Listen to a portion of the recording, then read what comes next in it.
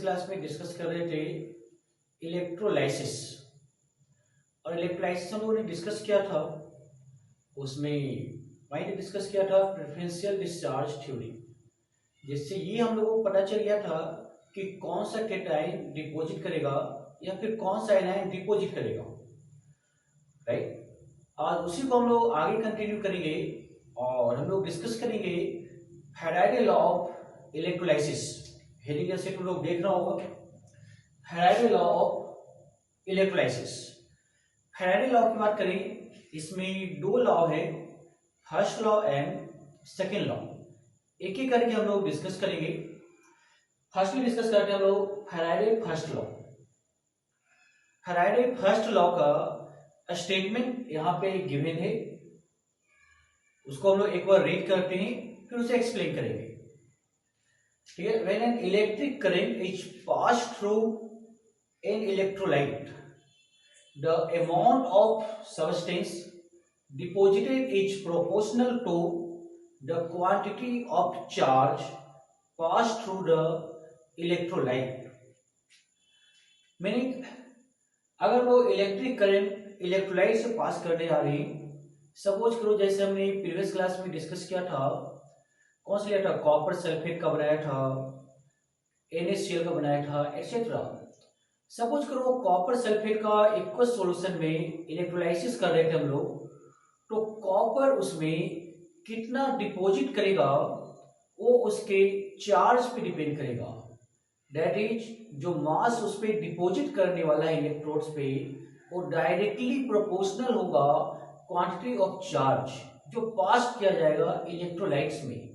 वही यहाँ पे स्टेटमेंट है, electric current is pass through an electrolyte, the amount of substance that is copper substance deposited is proportional to quantity of charge passed through the electrolyte, right।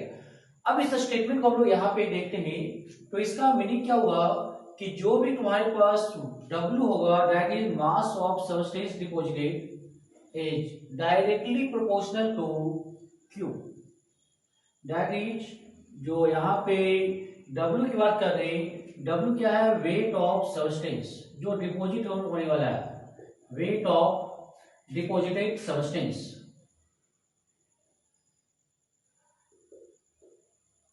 Wait of deposited substance. और दूसरी point बात करें Q, तो Q क्या होगा, जो भी हमने चार्ज को पास किया, देन यहां पर करने जा रहे चार्ज, कौन सा, जो इलेक्ट्रोलाइट्स में पास करने वाले हैं।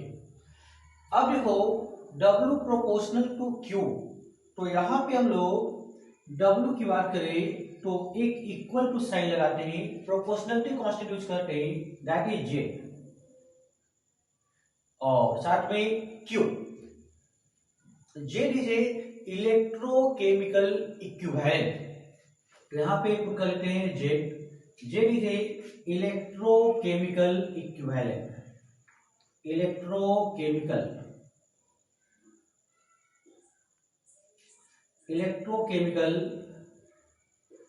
Equivalent, Z is a electrochemical equivalent. तो यहां पे आ गया W equal to Z into Q is a charge, और चार्ज का फॉर्मूला मालूम होगा सभी को, Q इक्वल टू क्या होता है, IT। तो यहां पे पुट करने जा रहे हैं, that is ZIT, this is W, right. तो यहां पे जो फर्स्ट लॉ ऑफ फैराडे है, इसमें जो निकल के आता, weight of deposited substance is proportional to Q, और प्रोपोर्शनलिटी कांस्टेंट कौन सा, electrochemical equivalent Z, W equal to ZQ। Q किसके इक्वल आ जाता, IT के इक्वल आ जाता। अब हम लोग यहाँ पे इलेक्ट्रोकेमिकल इक्विवेलेंट को डिफाइन भी कर सकते हैं, कैसे, अगर सपोज करो जो भी हम लोग इलेक्ट्रोलाइट की बात कर रहे हैं, अगर उसमें 1 कूलम चार्ज पास किया जाए, कितना पास किया जाए, 1 कूलम चार्ज, तो अगर 1 कूलम चार्ज की बात करें, Q की वैल्यू अगर 1 ली जाए, तो W इक्वल टू क्या होगा, Z, that is electrochemical equivalent is equal to weight of deposited substance by 1 coulomb charge. तो यहाँ पे उसी को हम लोग मार्क करते हैं, ठीक है। इस पॉइंट पे पुट करते हैं एक, अगर Q की बात करें दैट इज 1 कूलम, या फिर हम लोग ऐसा बोल सकते हैं, और अगर I की बात करें तो I की बात करते हैं 1 एम्पियर, और दूसरा पॉइंट बात करें T कितना 1 सेकेंड। अगर इस पॉइंट पे Q 1 कूलम ले, या फिर I बात करते करंट 1 एम्पियर लेंगे, या टाइम 1 सेकेंड लेंगे, दोनों कंबाइन करके कितना 1 कूलम ही आएगा। तो इस पॉइंट पे जो W होगा वो किसके इक्वल आएगा, Z के इक्वल आएगा। That is weight, that is electrochemical equivalent is equal to weight of deposited substance by 1 coulomb, या फिर ऐसा बोल सकते हैं, ठीक है, for 1 ampere and 1 second time के लिए, राइट। तो ये जो टर्म्स था फैराडे फर्स्ट लॉ। अब इसके बाद नेक्स्ट हम लोग डिस्कस करेंगे फैराडे सेकेंड लॉ। अब हम लोग डिस्कस करते हैं फैराडे सेकेंड लॉ। सबसे पहले फैराडे सेकेंड लॉ का स्टेटमेंट नोट करो। When the same quantity of charge is passed through different electrolyte, then the masses of different substance deposited the respective electrodes will be in the ratio of their equivalent masses. For example लिख लेते हैं, जैसे हम लोग different electrolytes ले लेते हैं, कोई भी ले लो, एल्युमिनियम का ले लो, आयरन का ले लो, गोल्ड का ले लो, कॉपर का ले लो, किसी का भी डिफरेंट इलेक्ट्रोलाइट्स अगर हम लोग लेते हैं और उसमें same charge that is series में ऐड कर देते हैं, तो वहां पे जो उसके मास डिपॉजिट होंगे उसके इक्विवेलेंट वेट के रेशियो में होगा। This is second law of Faraday. That is यहां बोल सकते हैं masses of different substance. Suppose करो दो डिफरेंट सब्सटेंस हमने लिया W1 upon W2, different substance, ठीक है, दो ले ले जा रहे, this is equal to ratio of their equivalent masses, that is equivalent mass, that is E1 upon E2। This is Faraday second law. तो फैराडे सेकेंड लॉ की बात कर रहे हैं, जो भी मास यहाँ पे डिपॉजिट होगा, अगर कॉपर है, अगर कॉपर डिपॉजिट हुआ तो यहाँ पे कॉपर की इक्विवेलेंट वेट लिखेंगे, लाइक इज कितना 63.5, कॉपर 2 प्लस है तो 2 से डिवाइड कर देंगे। यहाँ पे अगर सपोज करो सोडियम ले लिया, तो सोडियम का कितना, जितना वेट आएगा वो 23 उसका इक्विवेलेंट मास के रिस्पेक्ट में निकल कर आएगा, that is W upon W2 equal to E1 upon E2। This is Faraday second law. चलो इसको थोड़ा सा हम लोग डिटेल में डिस्कस करते हैं, एक डायग्राम बनाते हैं, उसके अनुसार फाइंड आउट करेंगे। यहाँ पे हम लोग छोटा सा डायग्राम ड्रॉ करते हैं फैराडे सेकेंड लॉ का।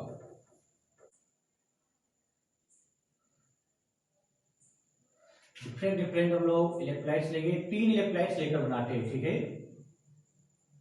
एक इस पॉइंट कंटेनर ले लिया, एक यहाँ पे ले लेते हैं, ठीक है। इसका सॉल्यूशन भी है,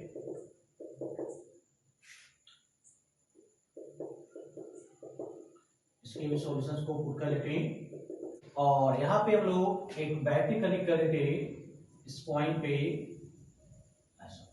राइट, दिस बैटरी। देखो यहाँ पे फैराडे हम लोग सेकेंड लॉ बात करते हैं, तो हमने सीरीज में 3 इलेक्ट्रोलाइट ऐड कर दिया है। कोई भी यहाँ पे एग्जाम्पल से लेते हैं, सपोज करो इस पॉइंट पे सॉल्यूशन हम लोगों ने H2SO4 का ले लेते हैं, राइट। यहाँ पे पुट कर देते हैं कौन सा, कॉपर सल्फेट CuSO4। यहाँ पे हम लोग ले लेते हैं AgNO3, सिल्वर बनाते हैं हम लोग, कौन सा बनाने जा रहे हैं, सिल्वर। यहाँ पे जो डिपॉजिट होगा सिल्वर डिपॉजिट होगा, और इस पॉइंट पे कौन सा डिपॉजिट होने वाला है, कॉपर, राइट। यहाँ पे हाइड्रोजन लिबरेट करेगा। अब इस पॉइंट पे सेम हम लोग बैटरी से कनेक्ट किए, तीनों इलेक्ट्रोलाइट्स में सेम चार्ज पास हो रही है, तो फैराडे सेकेंड लॉ के अनुसार से हम लोग आते हैं हाइड्रोजन का वेट, यहाँ पे पुट करने जा रहे हैं weight of hydrogen divide by weight of copper, weight of copper this is equal to, किसके इक्वल होना चाहिए, इसके इक्विवेलेंट मास के रिस्पेक्ट में।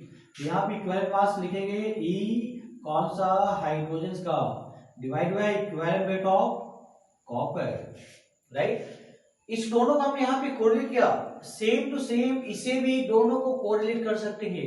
तो दूसरा देखो यहाँ पे कॉपर और सिल्वर का पुट करेंगे weight of copper upon weight of silver, this is equal to equivalent weight of copper upon equivalent weight of silver, right. इसको हमने इससे कनेक्ट कर दिया।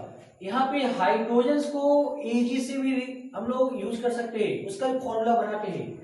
तो इधर पुट करते हैं weight of hydrogen upon weight of silver and this is equal to equivalent weight of H2 upon equivalent weight of silver, right.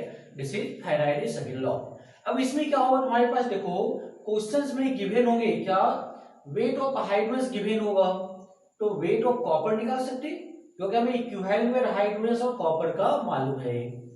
अगर सपोज करो कॉपर और Ag को कनेक्ट किया गया है, ठीक है, कॉपर और Ag का हमें इक्विवेलेंट वेट मालूम है कि नहीं, Ag का कितना होता है इक्विवेलेंट वेट 108, राइट। कॉपर कितना था, अगर कॉपर 2 प्लस में है यहाँ पे तो कितना होना चाहिए 63.5 डिवाइड बाय कितना वैलेंसी 2।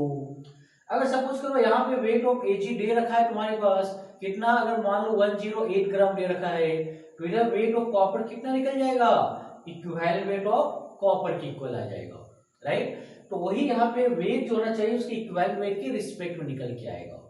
तो किसी कंडीशन निकाल सकते हैं H2 का इक्विवेलेंट वेट कितना होता 1.008 ग्राम। तो ये तो आ गया तुम्हारे पास फैराडे सेकंड लॉ। यही यहाँ पे स्टेटमेंट है, क्या है, सेम चार्ज से तीनों इलेक्ट्रोलाइट्स को हमने कनेक्ट कर दिया है। अगर कनेक्ट करेंगे तो उसका जो वेट रेशियो निकल के आएगा उसके रिस्पेक्टिव इक्विवेलेंट वेट के रेशियो का होगा। This is Faraday second law. अब देखो इसको हम लोग थोड़ा सा आगे मूव करते हैं, ठीक है।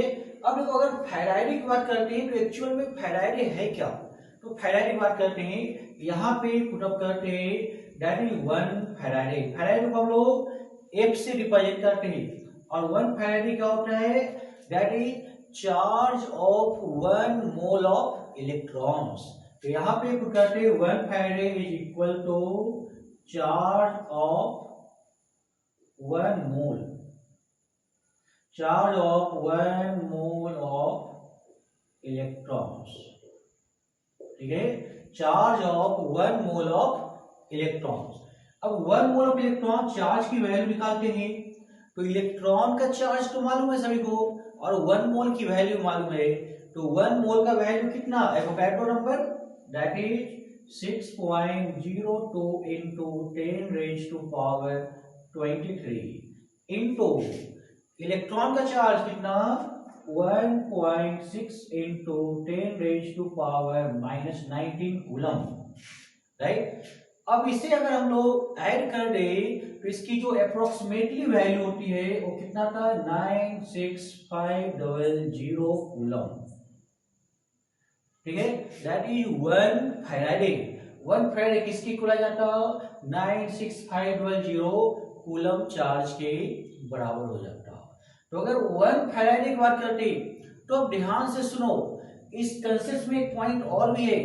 अगर यहां से 1 फैराडे चार्ज पास किया जाए, कितना 1 फैराडे चार्ज, तो अगर 1 फैराडे चार्ज पास करेंगे तो यहाँ पे जो मास डिपॉजिट होगा उसके इक्विवेलेंट वेट के इक्वल होगा, ठीक है।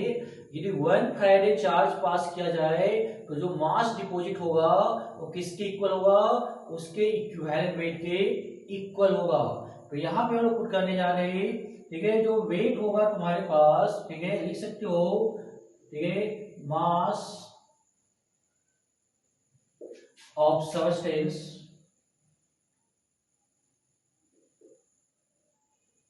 Mass of substance deposited by 1 Faraday is equal to E equivalent weight 1 gram equivalent weight 1 gram equivalent. तो मास की बात कर रहे हैं, जो मास ऑफ सब्सटेंस डिपॉजिट करेगा बाय 1 फैराडे चार्ज वो किसके इक्वल होगा?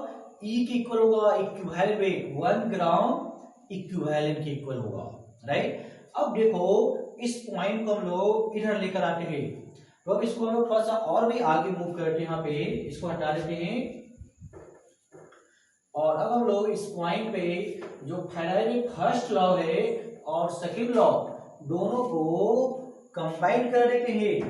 तो दोनों को अगर कंबाइन करें तो यहां पे पुट करते हम लोग from first law first law में क्या था? W इज इक्वल टू क्या था? J into Q. ये सुनो, अभी मैंने बताया यहाँ पे अगर 1 फैराडे चार्ज किसके इक्वल? 96500। तो यहाँ पे पुटअप करते J इंटू क्यू। सपोज करो हमने 1 फैराडे चार्ज पास कर दिया, कितना पास कर दिए? 96500 कूलम। तो कितना मास डिपॉजिट होगा? E इक्विवेलेंट वेट के इक्वल 1 ग्राम इक्विवेलेंट। तो W को क्या लिख सकते हैं हम लोग? इक्विवेलेंट वेट लिख सकते हैं क्या? तो यहाँ पे पुट कर देते हैं इक्विवेलेंट वेट, राइट। ध्यान सुनो, Q कितना हमने यूज किया? 96501 फैराडे चार्ज पास किया। जब पास करेंगे तो सेकंड लॉ के बेसिस पे निकल के आता वो कितना ग्राम डिपॉजिट करेगा? इक्विवेलेंट वेट के इक्वल 1 ग्राम इक्विवेलेंट। तो यहाँ पे W जब भी क्या पुट कर दिया हम लोगों ने? E लिख दिया। अब यहां से हम लोग इलेक्ट्रोकेमिकल इक्विवेलेंट की वैल्यू निकाल सकते हैं, Z। तो यहां से Z की वैल्यू निकालेंगे, this is equal to E upon 96500, this is electrochemical equivalent. अब इस फॉर्मूले को हम लोग यहां पे यूज कर देते हैं, क्योंकि देखो Z एक्सपेरिमेंटल फैक्ट है, निकालना डिफिकल्ट है, उसको हम लोग E बाई 96500 से निकाल सकते हैं। तो इसकी वैल्यू हम लोग यहाँ पर रख दें तो क्वेश्चन सॉल्व करना थोड़ा सा इजी हो जाएगा। तो जितने भी इसमें क्वेश्चन आएंगे फैराडे लॉ का बस एक ही फॉर्मूला है और वो फॉर्मूला अभी पुट करने जा रहे हैं हम लोग, ठीक है। कौन सा? W दिस इक्वल टू कौन सा? ZQ। Z की जगह पे कौन सा? E upon 96500, E upon 96500 into कौन सा आ गया? Q, right. दूसरा पॉइंट ऐसा लिख सकते हैं, W equal to E। Q को क्या लिख सकते हैं? चार्ज है करंट इंटू टाइम, IT। इधर पुट करते IT डिवाइड हुआ कितना? 96500, दिस इज मास डिपॉजिटेड। तो वेट जो डिपॉजिट होगा, ठीक है, कितना डिपॉजिट होगा हम लोग इस फॉर्मूले से निकालेंगे, EIT अपॉन 96500। ये जो होगा तुम्हारे पास ग्राम, ठीक है, इतने ग्राम तुम्हारे पास निकल जाएंगे। और सबसे ज्यादा फॉर्मूला यही होगा, इसी पे मैक्सिमम क्वेश्चन बनेंगे, ठीक है। देखो कोई भी क्वेश्चन है तुम्हारे पास, ई तो हमें मालूम होता है, जो भी सब्सटेंस डिपॉजिट करेगा उसका तुम्हारे पास आई गिवन होगा, टी गिवन होगा, हमें निकालना क्या होगा? W निकालना होगा, राइट। तो जैसे इसमें छोटा सा हम लोग क्वेश्चन देखते हैं, जैसे मान लो तुम्हारे पास ऐसा गिवन होगा, ठीक है। हम लोग इस पॉइंट पे इसका एक एग्जांपल्स लेके आते हैं, ठीक है। सपोज करो एक हमने कॉपर रिएक्शन की बात कर रहे हैं, कॉपर सल्फेट इलेक्ट्रोलाइट है, कौन सा है? कॉपर सल्फेट, और आई की वैल्यू दिया हुआ है तुम्हारे पास, ठीक है। सपोज कर लो आई कितना दिया हुआ है, ठीक है। और टी की बात करते हैं, यहाँ पे 1 आवर्स ले लेते हैं। तो ध्यान से देखो, इस पॉइंट पे हमें बताना है कितना कॉपर डिपॉजिट करेगा, तो निकाल सकते हैं क्या? फॉर्मूला कौन सा? This formula. तो यहां से अगर हमें वेट ऑफ कॉपर निकालना है, तो वेट ऑफ कॉपर निकालने के लिए क्या करेंगे? सिंपल सा EIT अपॉन 96500, तो इधर पुट कर दो EIT अपॉन 96500। ई की वैल्यू कितना लिखेंगे कॉपर के लिए, तो कॉपर सल्फेट है 63.5, कितना एटॉमिक मास, और चार्ज कितना 2, तो वैलेंसी 2 से डिवाइड कर दो इसको 2। आई कितना 1 एम्पियर, ठीक है, और इनटू कितना 96500, इधर पुट कर दो 96500। टी की बात करते, टी हमेशा सेकेंड में लिखेंगे, ठीक है, तो टी को सेकेंड में चेंज करें तो सेकेंड में कितना आ जाएगा 1 आवर का 60 मिनट इंटू 60 सेकेंड। तो ये जो निकल के आएगा इतना ग्राम जो होगा तुम्हारे पास वेट कॉपर का डिपॉजिट होगा, राइट। तो ऐसे तरह से हम लोग क्वेश्चंस निकाल सकते हैं। दूसरा पॉइंट देखो, अगर यहाँ पे वेट ऑफ कॉपर निकाल रहे, अगर हाइड्रोजन गैस की बात करेंगे तो ध्यान से सुनो, हाइड्रोजन गैस के लिए गैस की बात करें तो वॉल्यूम की बात करेंगे। तो अगर हमें यहाँ पे वॉल्यूम निकालना हो किसी का भी रिस्पेक्ट में, तो यहाँ पे जो इक्विवेलेंट वेट होगा वो वॉल्यूम में लिखेंगे, ठीक है। इक्विवेलेंट वेट को हम लोग क्या ईवी की रिस्पेक्ट में बोलते हैं, ये सब सॉरी, ठीक है। कौन सा जाएगा इक्विवेलेंट वेट वी के रिस्पेक्ट में, और साथ में क्या जाएगा IT डिवाइडेड बाय कितना 96500, ठीक है। अगर वॉल्यूम निकालना हो तो इक्विवेलेंट वेट वॉल्यूम वाले लिखेंगे। जैसे हाइड्रोजन की बात करते हैं H2 का इक्विवेलेंट वेट कितना होता 11.2 लीटर, ये सुनो। अगर हम लोग बात करें क्लोरीन गैस की बात करते हैं 11.2, ऑक्सीजन गैस के लिए कितना आता 5.6 आता है कि नहीं। तो उस तरह से यहाँ पे वैल्यू रख के हम लोग उसका वॉल्यूम भी फाइंड आउट कर सकते हैं। चार्ज की वैल्यू गिवन होगा, यहाँ से हम लोग भी कैलकुलेट कर लेंगे, राइट। अब चलो इस पे एक क्वेश्चंस और भी आते हैं, इसमें डिफरेंट कंडीशंस में आएंगे, उसको और भी हम पुट कर सकते हैं, इसमें थोड़ा सा चेंज कर देगा, ठीक है। मेन इसी टाइप के क्वेश्चन रहेंगे, ठीक है, उसको कैलकुलेट कर लेंगे, कुछ क्वेश्चंस और भी मिल जाएंगे इसमें, सॉल्व कर लेने का, सॉल्व हो जाता। दूसरा देखो, एक इस टाइप के क्वेश्चन मिलेंगे,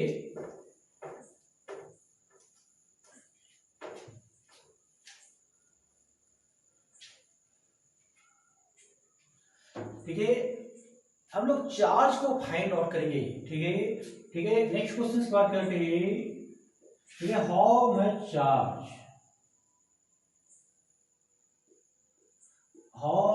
charge required,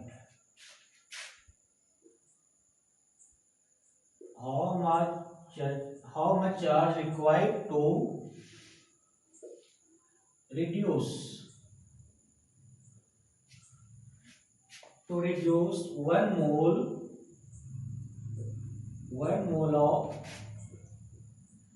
MnO4 minus to Mn2 plus,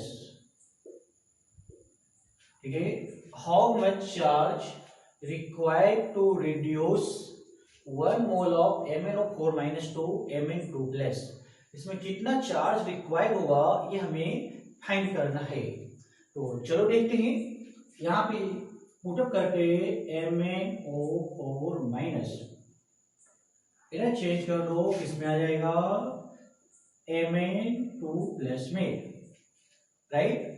MnO4 minus Mn का ऑक्सीडेशन नंबर बोलो कितना आएगा, यहाँ पे Mn का ऑक्सीडेशन नंबर 7 आएगा, ठीक है। तो यहाँ पे लिख देते 7 प्लस, राइट। इधर कितना 2 प्लस, कितने इलेक्ट्रॉन का चेंज हुआ 5 इलेक्ट्रॉन्स का, मतलब यहाँ पे हम लोग लिखेंगे कितना इलेक्ट्रॉन चाहिए 5 इलेक्ट्रॉन चाहिए, दैट इज MnO4 माइनस को Mn2 प्लस में चेंज करने के लिए हमें कितने मोल ऑफ इलेक्ट्रॉन चाहिए 5 मोल ऑफ इलेक्ट्रॉन्स, राइट। और 1 मोल ऑफ इलेक्ट्रॉन्स का चार्ज किसके इक्वल होता 1 फैराडे के इक्वल होता, राइट। यहाँ पे 5 मोल्स ऑफ इलेक्ट्रॉन, तो कितना रिक्वायरमेंट होगा 5 फैराडे रिक्वायरमेंट होगा, समझ में आएगी नहीं। देखो ध्यान से, MnO4 माइनस Mn पे ऑक्सीडेशन नंबर कितना 7 प्लस, इधर Mn2 प्लस, तो दोनों के बीच का डिफरेंस कितने का इलेक्ट्रॉन का 5 इलेक्ट्रॉन का, रिडक्शन प्रोसेस है 7 से 2 प्लस 5 इलेक्ट्रॉन गेन करेगा, मतलब इतने इलेक्ट्रॉन चाहिए। तो अब इसमें 1 mole of electrons, 1 mole of electrons का चार्ज को क्या बोलते हैं, 1 Faraday.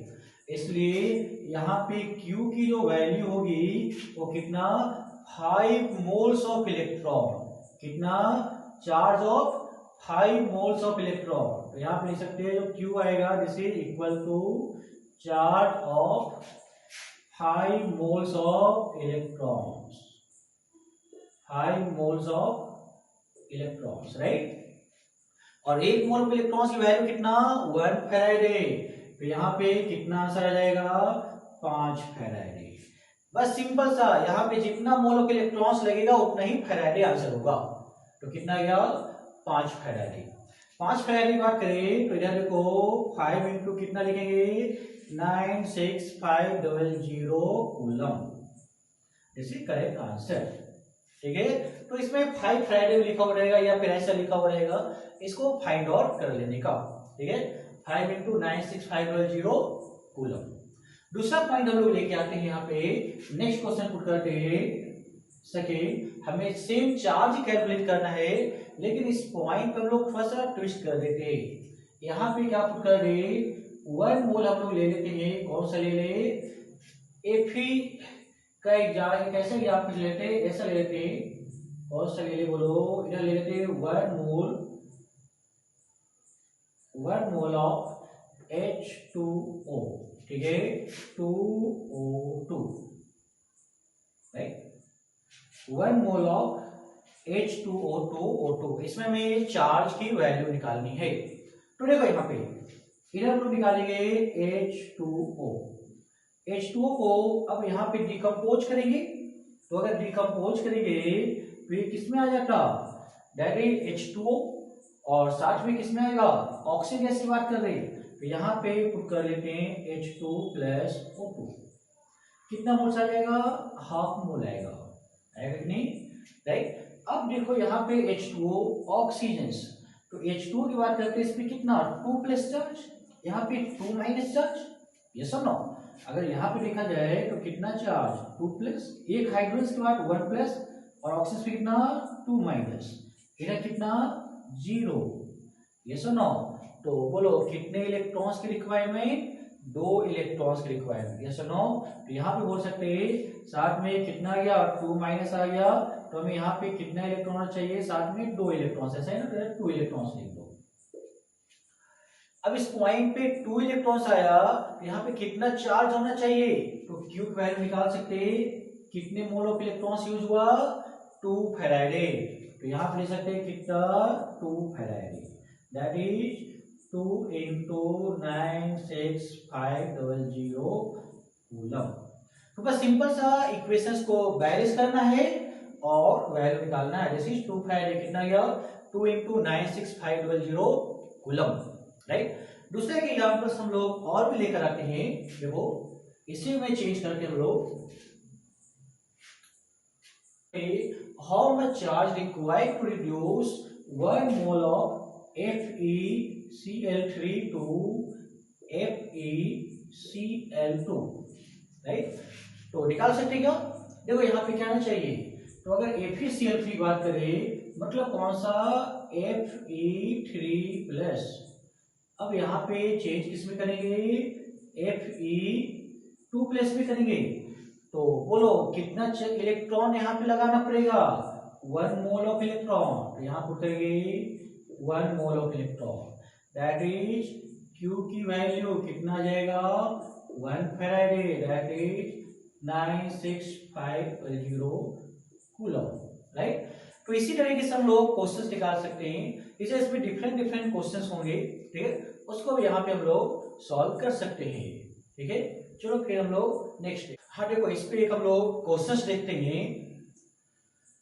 Exactly 0.4 Faraday charge is passed through 3 electrolytic cells in series. First containing AgNO3, second copper sulfate, third FeCl3 solution. How many gram of each metal will be deposited assuming only cathodic reaction in cell? तो only cathodic reaction हो रहा है, कितना charge पास किया जा रहा है, 0.4 Faraday पास किया जा रहा है, राइट। हमें फाइंड आउट करना है कि फर्स्ट में कौन सा है AgO3, तो कितना सिल्वर डिपॉजिट होगा, सेकेंड में कॉपर, कितना कॉपर डिपॉजिट होगा, थर्ड कितना कितना आयरन डिपॉजिट होगा, राइट। तो चलो इसी को हम लोग यहाँ पे मार्क आउट करते हैं। तो इधर देखो पहला हम लोग AgO3 बात करते हैं, तो इस पॉइंट पे ले जाते हैं AgNO3। AgO3 है चार्ज कैसा, +1 चार्ज, कितना मोल ऑफ इलेक्ट्रॉन लगेगा बोलो, 1 इलेक्ट्रॉन, किसमें डिपॉजिट हो जाएगा, Ag सॉलिड फॉर्म में, यस और नो। तो Ag प्लस बात करते हैं 1 mole of electrons Ag solid, तो एक एक करके हमें निकालना पड़ेगा सबका वैल्यू, एक एक करके निकालते हैं।